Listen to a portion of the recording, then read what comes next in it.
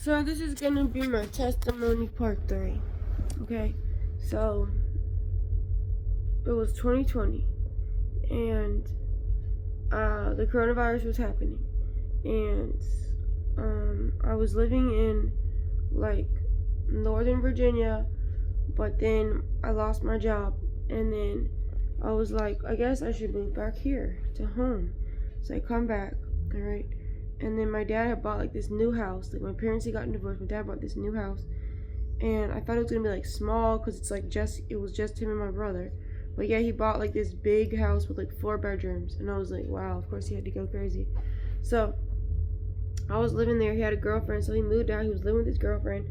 My brother got a truck driving job, so it was just me at this big house, and I was like, felt like a little bit special. Like I felt like a kid again. Like, oh, my dad must love me. So anyway, and then I wanted to link back up with that crazy guy that I didn't know he was like actually crazy now. But when I met him before, like, I mean, we were friends and he was kind of sweet, and so I was like, let me I would have thought I was like in love with him. So then I would like go to this house that he was at, and it wasn't his house. It was like this white girl named Brittany's house, and she was like never there because she did meth, and she would leave her little kid there that was like 2, and the other one was 10. But I just thought, oh, he must know what he's doing. Like he's not a bad person. He's not like taking over her house or anything. And she would like let us sleep in her bedroom and everything. There'd be all these people over there, all of these black dudes over there, just hanging out, doing cocaine, drinking liquor. Well, we're in front of the baby, and he'll be with his little bottle all filled up with Kool-Aid. He'll be drinking too. He'll be looking like he's sitting and drinking. He'll be drinking his Kool-Aid.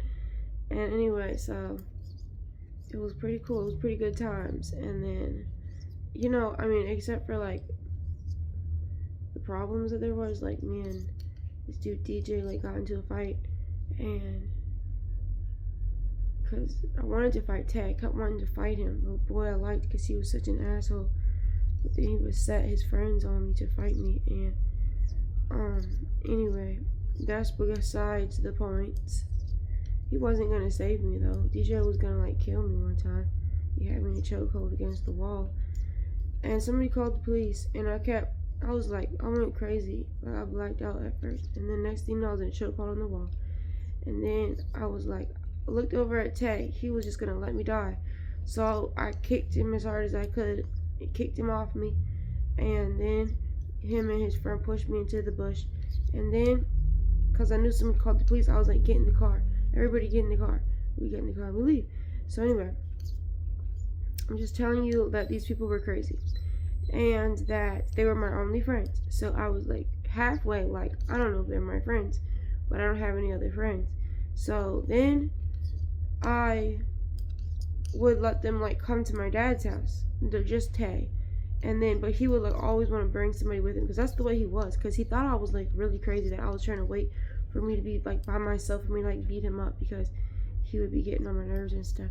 So anyway, but I thought it was just playing and fun, but he was like really seriously like scared of me, so thinking that I was crazy. Which I don't know how he doesn't like know me, that I'm not crazy, like, and that I loved him and stuff. It just didn't make sense to me in my head, like.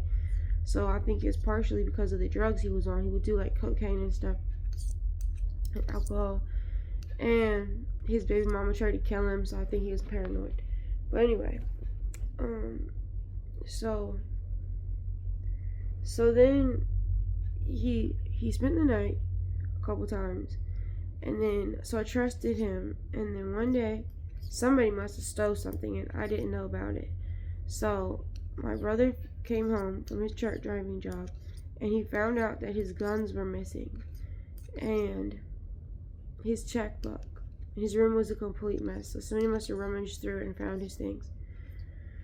So they're calling me, my dad and my brother are calling me on the phone, and they're like, you dumb bitch, like, you never learned anything, like, you're just as dumb as you were before. So mad at me. So because they were yelling at me, so mad at me, I was like, well, fuck your things, fuck your stuff, I don't even care. Because they were like thinking that I knew about this, like that I was a part of it. And I kept telling them, I have no idea what happened. I don't know. It's not my fault. Somebody stole your things. They were like make make me feel like I'm the scum of the earth, like I'm just the bottom of the barrel, the lowest of the low, like just no disregard for my feelings. Like they're just like the hatred was there for me. They hated me.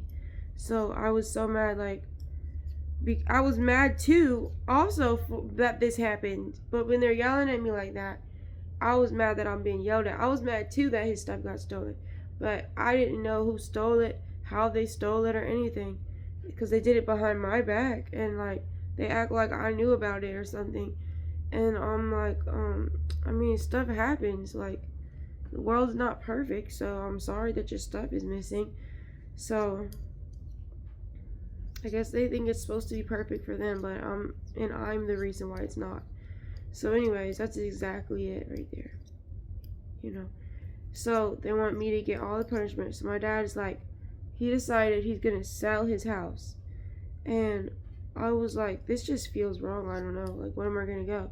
He's like, I'm gonna sell my house. And I was like, well, is it because your things got stolen and you're mad at me? And he was just like, oh, absolutely not. It's not because of that at all.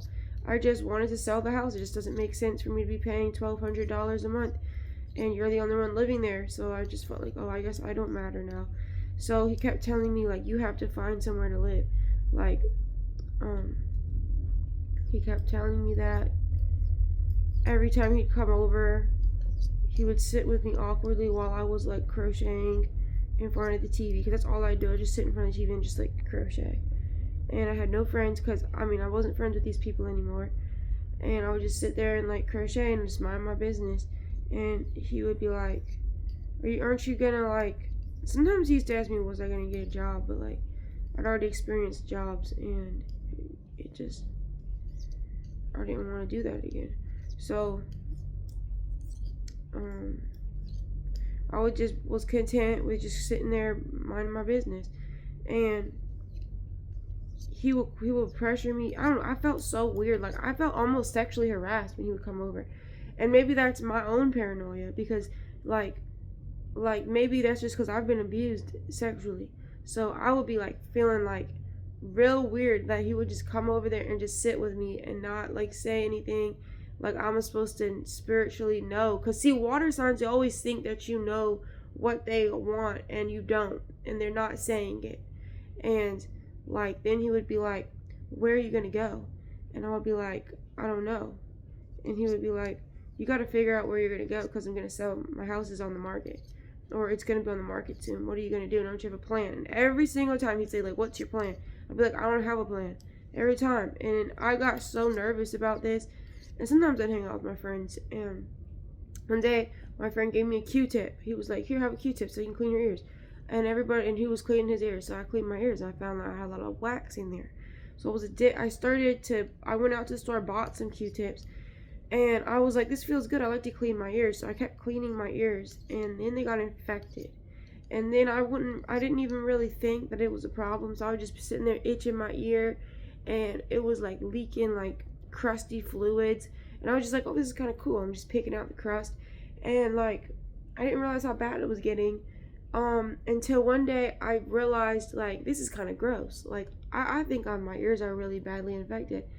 So I called my dad, or no, because I kept itching them.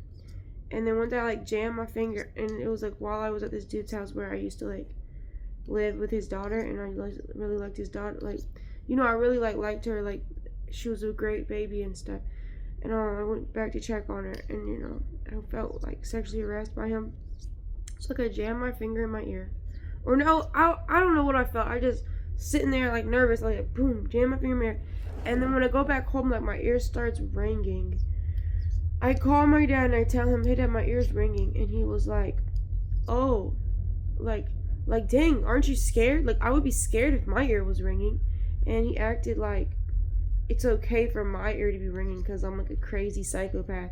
But like, if his ear was ringing, you know, that he's a normal person, so like that would be like something wrong. And I'm just like, I'm not telling you to like just tell you, I'm like telling you because like I want to go to the doctor.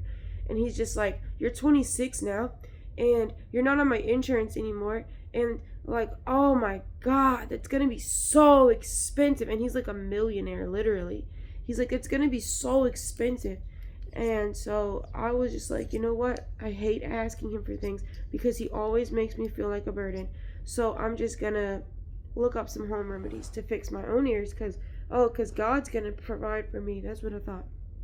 I mean, God will, but sometimes you have to even accept the help of the heathen. So I, looked up home remedies, and it said put oil in my ears. So I put oil in my ears, and it got worse. And it was because I had a fungal infection, I think, and that it was from humidity. So putting oil in my ears made it worse. And then I had all these essential oils, and I was like, I guess I'll just mix the oil. I thought like no harm could come to me. I was like, I guess I'll just mix the essential oils with the olive oil and just dump it in my ears. And I was looking up other things online that said like put garlic in your ears. So I was like cooking garlic. I was putting that in my ears. My ears were smelling like garlic knots, And then one day I looked at my ear and it was like red and purple inside. And I had a job too. I just remembered like I did get a job actually. I was working at a restaurant in Smithfield, and then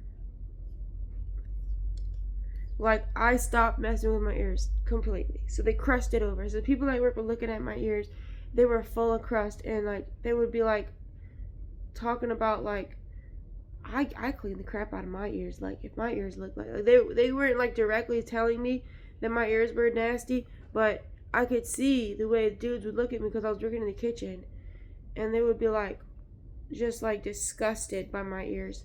And I knew that I knew what I knew, and that messing with them was not making them better. So I was ignoring them.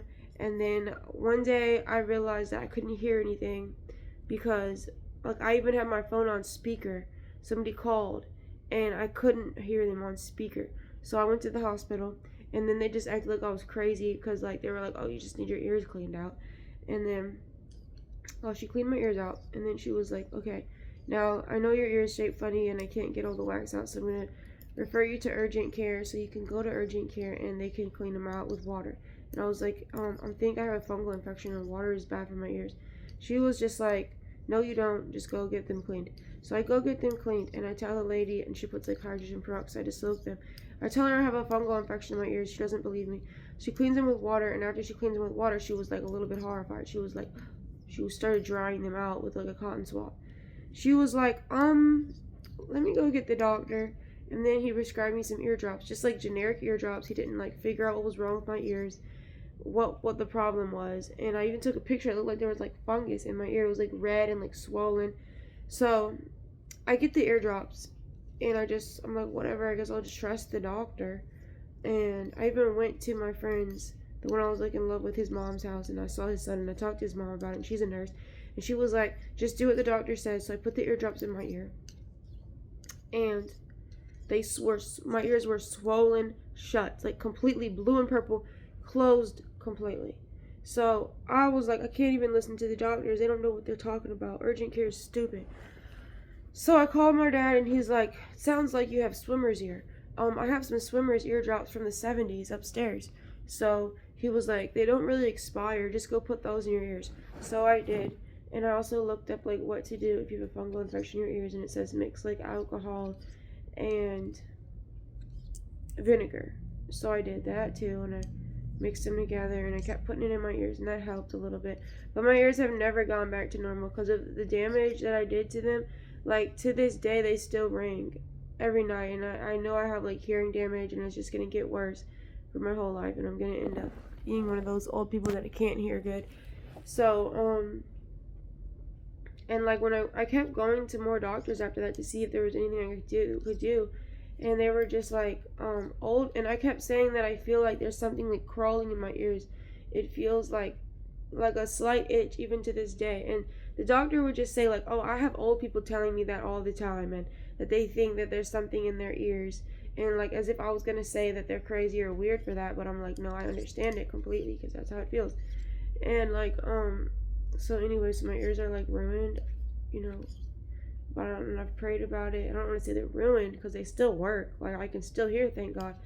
So God will heal you, but it was crazy because before this happened, I used to lay in my dad's bed at night, going to sleep, and I would thank God that I don't have any health problems and that I'm pretty. And those are the only two things that I had that I was like, well, I know for a sure thing of these two things.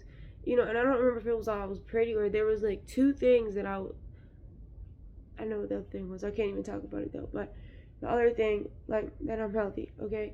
And so, and like my ear is literally hurting right now a little bit because I had a cold and it congested my ears. So my ears were like very weakened from all that.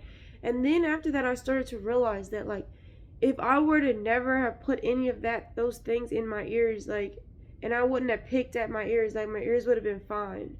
So it's not like God created a problem to happen to my ears. That was of the devil. And that naturally our bodies heal on their own, and we don't need medications. So I'm about to go get my food out of the toaster oven, but anyways, so now my mom finds out the house is on the market. I lost my job too because I was like a mess, and I lost my job. And then she finds out that my dad's selling the house, which she is probably the one who convinced him to do it, because even though they were divorced, he would still like talk to her about every like huge ordeal. And of course, she's like a little snake. She'll whisper in his ear, evil things so that he would think that I'm using him. And he kept telling me that. He would just be like, "You little brat, you're just trying to use me for my money." And I'm just like, what are you talking about? I'm the last person that would want to use somebody. You don't even know me. Like, you're my dad, but you don't even know my character. You don't even know that I'm a blessing. And then he would like think I was a different person that I was when I was a child. Like, he would have me as a baby on his screensaver and be like, "Oh, I miss that girl." As if I've become like this horrible person because I was going through a lot when I was a teenager because of my mom. And I did drugs and stuff. And I wanted to die and everything. And it was the worst years of my life. And, finally I got saved, but nobody believed it. And, so anyway, so then my mom finds out my dad put the house on the market. She comes over every day and she like paints and she rearranges. And I hated her so much that one day I just yelled at her and I was like, I know exactly, like, because my ex-boyfriend taught me how to be fake, and he was like, you need to use your parents, even if you don't like them. So I started to be nice to her. But then I was like, I know how you're fake. I've been fake this whole time too. And I'm going to be real with you right now. You're a fucking monster. You're a psychopath. You killed grandma. I know what you did. And then she looked horrified and she just ran out of the house. And then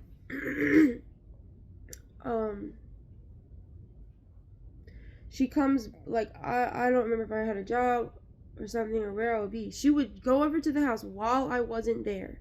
That's the type of stuff she does. She will always want to be sneaky, like disgustingly sneaky, like,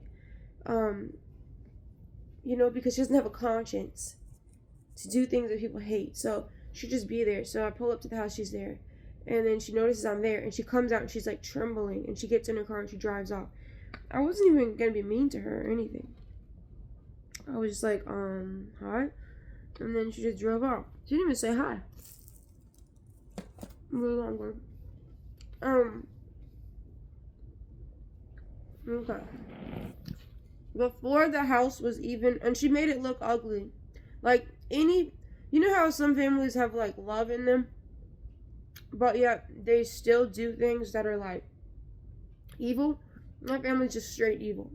I only like to do evil things. Like, my dad was an artist and he had all these paintings that he put up that my mom, when they were married, she'd act like they're not, well, no, they were hanging up.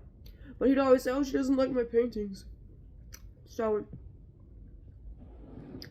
he had them all decorated in his house. It looked good. She took like most of them down. To do little passive-aggressive, insulting things. That's all they do.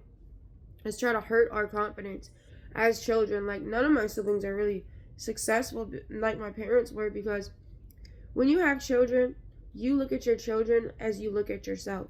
So my parents must have very low self-esteem for them to treat us so badly. And my dad and my mom would talk about their parents and say all the cute little nicknames that their mom had for them, or how their mother was wonderful. Oh, and their father thought that they were going to be the best at everything they did, you know, because their parents were, they had healthy mentalities. And then my dad even thinks there's something wrong with that. They would talk about other people's families, like, and say, oh, the Hogs think, like Katie Hogg and Ann Hogg and Allison Hogg, like, they think that their daughters are just the best at everything. And I'm like, why would you not want your kids to be the best at everything? Why would you not want your kids to go as far as they can and succeed as much as they possibly can and give them confidence? Why do you want, they want us to be completely average, or they want us to, like, they want us to look cool and fit in and be a thug or live in the hood. Like, not exactly, but like, I think that's why my mom was like okay with it. And that's why she would pretend like she cared, but then at the same time, like she didn't. Or she still was like, okay, I'm on board with this a little bit, you know? But so people get it mixed up and they're like, how could you ruin your wonderful home? And they're racist as fuck to me. And they're like just horrible people in the hood. And that's what I would be going with. That's what I would be going through half the time. Like, I would be dealing with these racist people and I would literally want to just beat them up and kill them. Like, I even got dragged out of the house because I was trying to stop my friend from doing cocaine. I was like, you need to stop doing cocaine. And this girl grabbed me by the hair and dragged me out of the house. And they stole my credit card so many times. And I had assault charges from like when I was being abused by my ex, and police, and I ended up getting in trouble somehow. And then so I couldn't buy a gun because I wanted to kill them.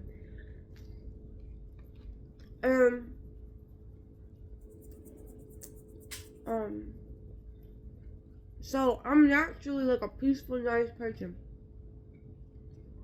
This is why I look so stressed out, because I've always been pushed to the point of like top-notch anger to this day, all the time. And that's why, you know, when I read the Bible, I know exactly what God wants to do. He wants to kill everybody. So now you get it, like why I'm so negative. But don't be mad at me, because the Bible, I'm going the wrong direction. Let me continue with the story, okay?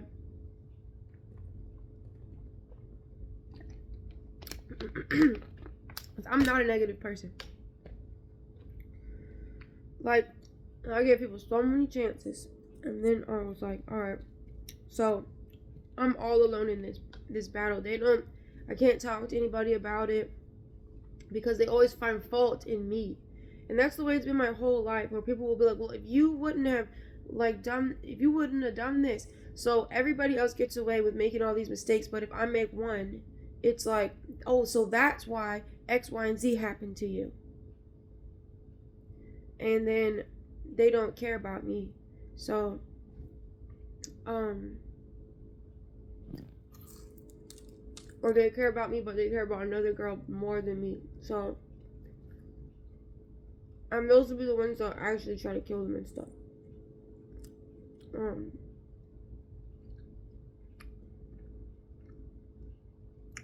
So it's hard. It got hard for me to love him, the boy that I was like in love with. It got hard for me to really love him. So I know God was telling me like, oh, well, God was telling me you can't, but He was telling me like, it was like I was back and forth in my mind all the time. And I guess it was just God that was giving me this anger, because I realized like I am very angry with Him all the time. Where is this coming from? Like, naturally, I wouldn't even be this way. And I can only say that maybe there was an angel watching him and coming back and telling me that he's a piece of shit, because he was watching like what he was doing when I wasn't around and stuff. And then, you know, because it would just suddenly be in my heart. So I know God watches other people, and then if you're spiritually connected, you're kind of connected to that person, so you can be real angry with them and not know why. And it's because of your connection with God, and God's trying to protect you. So I would send him all these evil messages like, you're worthless, pathetic piece of shit.